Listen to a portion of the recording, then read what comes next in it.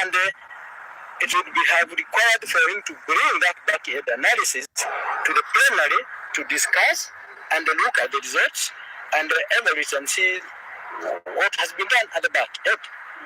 That is very simple. So if you want to ask about that back end, then you can check with Mr. Chebukati. But let me expound on that, please. The issue we have, and I want to make this very clear, with the process is the involvement of commissioners in making a decision that this is the final product that we are giving to the people of Kenya. If that is not determined by the commissioners, then it remains the duty and the role and the responsibility of only one person. And that is the issue that we had in the boardroom, where these are the final results. That's what he told us. And then we asked, how about some of the issues that the political parties had raised? And he said that, I will deal with that. And they never dealt with that. These issues that political parties were raising from the floor of the turning center were important and needed not to have been disregarded. Now, these are the issues that we were answering.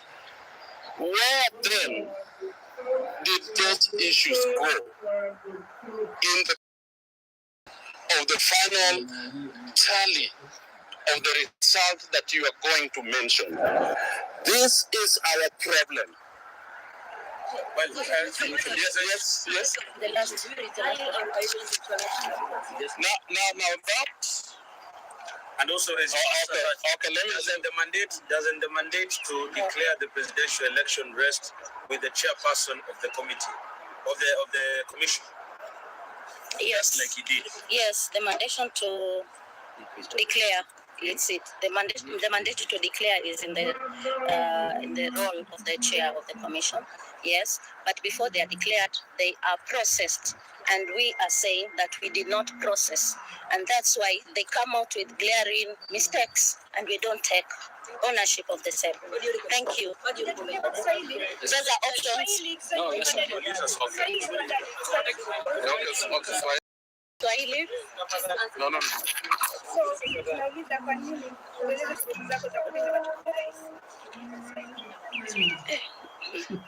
Nikupatie.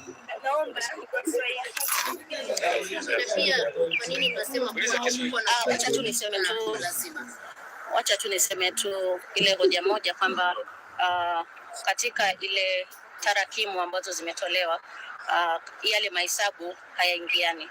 Ni vipi unaweza kusema umepata 100.01? Sote tulienda shule na tukiangalia 0.01, ukiangalia katika valid votes, hiyo ni kura 1140. Hizo kura tukiangalia jinsi mchakato umeendelea, ni kura nyingi sana ambazo zinaweza kuleta tofauti. Sasa sisi tumesema yale makosa kama hayo hatukuhusishwa, kwa hivyo Okay, thank you very much.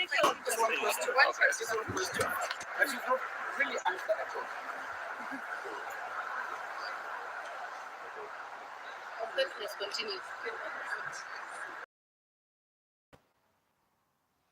There you have it. We have the vice chairperson of the IEBC, that is Juliana Cherera, who has given, alongside the three other commissioners who have given their statement in regards to why they have saying that they will not take ownership of the results of the Chebukati announcement, having given their reason.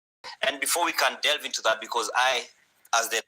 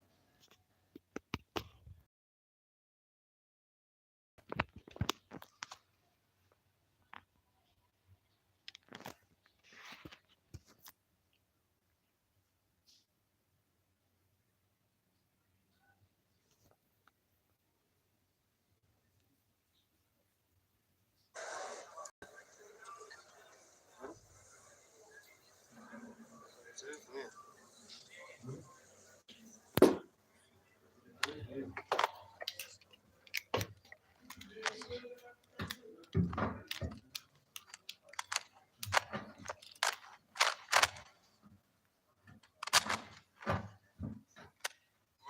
of the Fourth Estate,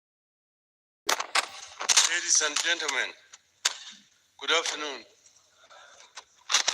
We have a statement that we want to issue today following the general elections that were held in our country on the 9th of this month. Today, I want to address my fellow Kenyans and the international community about the 2022 Kenyan elections and the role of the Independent Election and Boundaries Commission.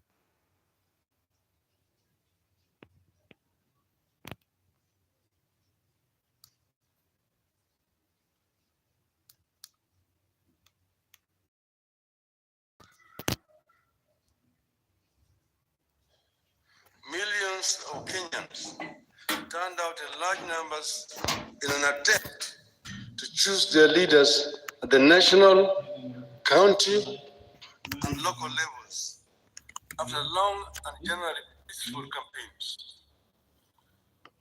But yesterday, 15th, our budding democracy suffered a major setback. As a result, Kenya faces a grave legal and political crisis as a result of the actions of Mr. Wafula Chebukati, the chairperson of the IEBC. The Constitution and our laws are clear about how the IEBC should conduct its business. There is no more important role for the IEBC than the conduct, transmission, and tallying of the presidential election. You are painfully aware of the past political biases by the IEBC that plunged this country into its darkest chapter. The terrible memories of the aftermath of the 2007 elections are still fresh in our minds. In 2017, the Supreme Court of Kenya nullified the presidential election again because of the misconduct of the IEBC. What we saw yesterday was a travesty and a blatant disregard of the Constitution and the laws of Kenya by Mr. Chebukati and a minority of IEBC commissioners.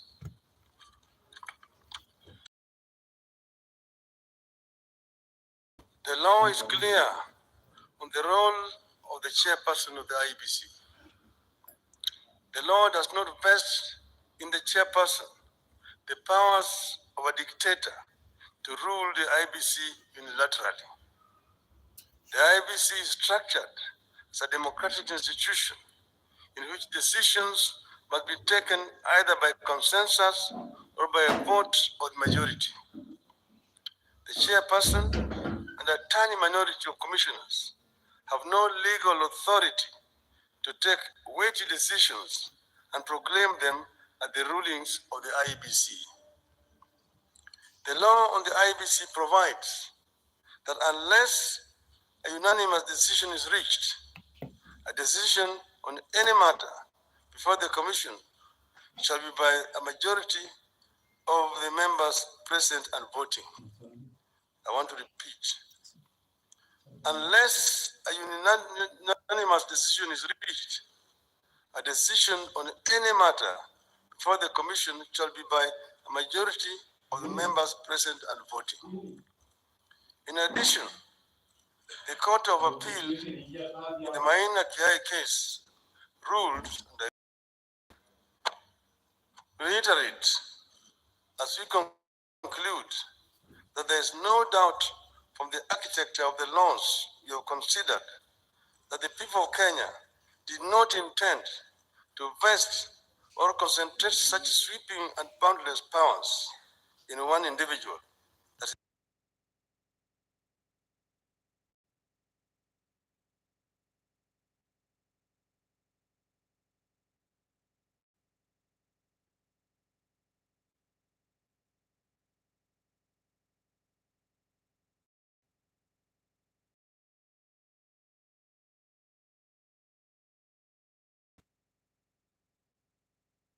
winner of the 2022 presidential elections. The tally of the presidential vote. He denied all the commissioners access to that information until he suddenly before the commissioners in the late afternoon to present them with a fait accompli.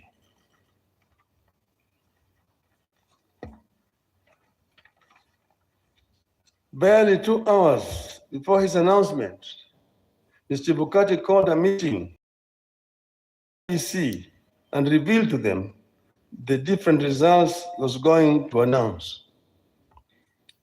4 of the 7 protested Mr. Chebukati's actions. But Mr. Chebukati, whose mind appeared made up, did not entertain any discussion of the results, precipitating a walkout by majority of the commissioners, who promptly denounced the results at a press conference. We know what happened next. A majority of the commissioners walked out and held a press conference where they denounced the results. Our view in Azimio is clear. The figures announced by Mr. Chebukati are null and void.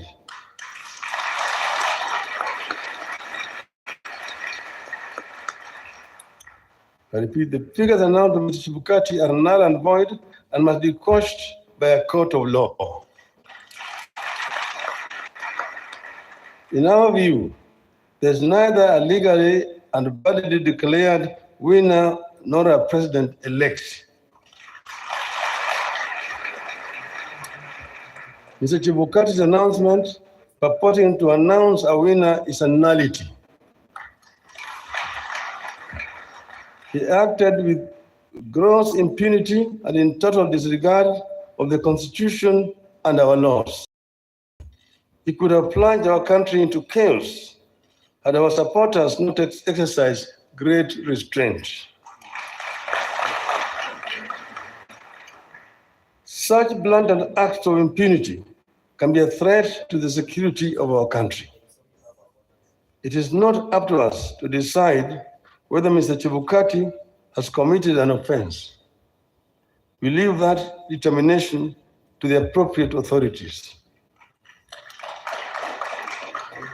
But for avoidance of repeat, that we totally and without reservations reject the presidential results announced yesterday by Mr. Chebukati. I want to commend our supporters for remaining calm and keeping the peace, and I urge them to continue to do so.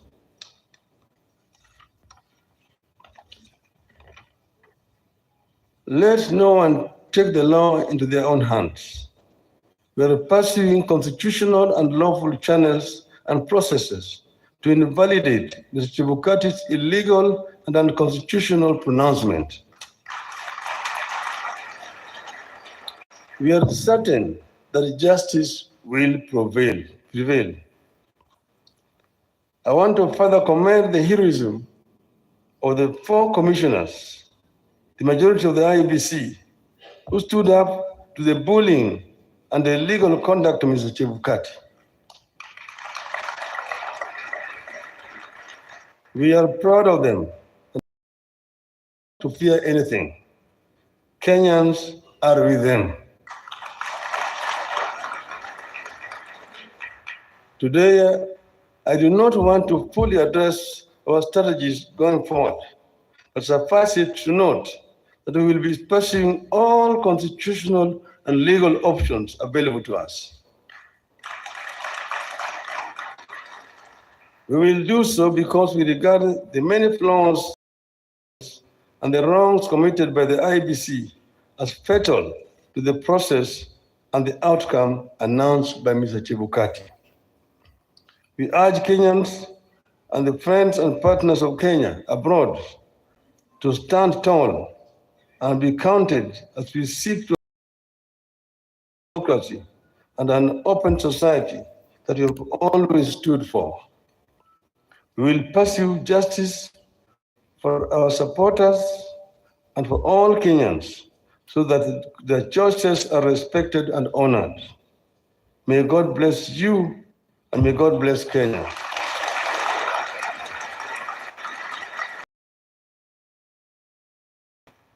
Nataka kuchukua tena fursa hii kutoa shukrani kwa Kenya wenzangu ambayo wameshiriki katika uchaguzi ambayo imepita. Wameonyesha ujasiri, wameonyesha uzalendo na upendo kwa nchi yao. Wakenya kila mahali walijitokeza wakapiga kura kwa njia ya amani. Na sasa yale ambayo yalibaki ni tume ya uchaguzi kuhakikisha kwamba ile ndoto ya Wanakenya imeheshimiwa. Tumegundua hitilafu ambayo imefanyika katika IEBC ambayo imejaribu kutaka kukiuka yale ambayo Wakenya wenyewe walikuwa wamefanya. Tumeona yale ambayo imefanywa na yule mwenyekiti wa tume ya uchaguzi Bwana Wafula Chebukati kwa kujaribu kupindua ili uamuzi wa Wakenya. Anafanya hivyo bila kushauriana na wale wenzake ambaye wako pale pamoja naye katika tume ya uchaguzi. Sisi wana Kenya na wana Azimio tunapenda umoja wa Kenya. Tunataka kuona kama Wakenya wameungana kama kitu kimoja. Ndio tunaongea juu ya Azimio la umoja. Tuko na nia ya kuona kwamba Kenya imetoka katika janga la ufukara, janga ya kutokuwa na amani na janga ya ubaguzi ya kikabila, ili Wakenya waungane kama watu moja waweze kutekeleza wajibu yao kulingana na ndoto ya uanzilishi wa taifa letu. Hatutakubali, nataka kurudia hai, hatutakubali mtu mmoja ajaribu kuleta vurugu katika taifa letu, kujaribu vile vile kubadilisha yale ambayo Wakenya wameamua kama watu moja. Wakenya hawatakubali, hatutakubali. Tetea nchi yetu na katiba letu kama Wakenya ili Kenya iweze kuendelea mbele. Asanteni sana. Mungu ibariki Kenya, nchi yetu.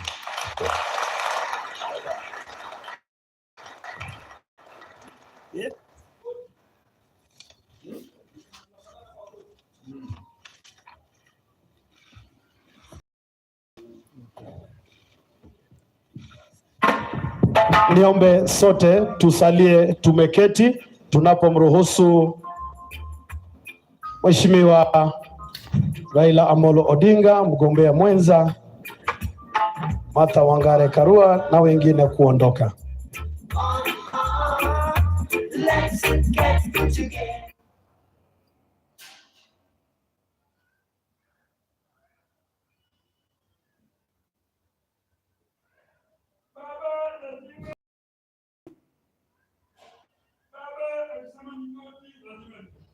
I am ably guided by Dr. Stephen Kalonzo Musyoka to announce that all elected members in the National Assembly, in the Senate, governors, kindly, you have a meeting here at 11 a.m. tomorrow promptly. Thank you.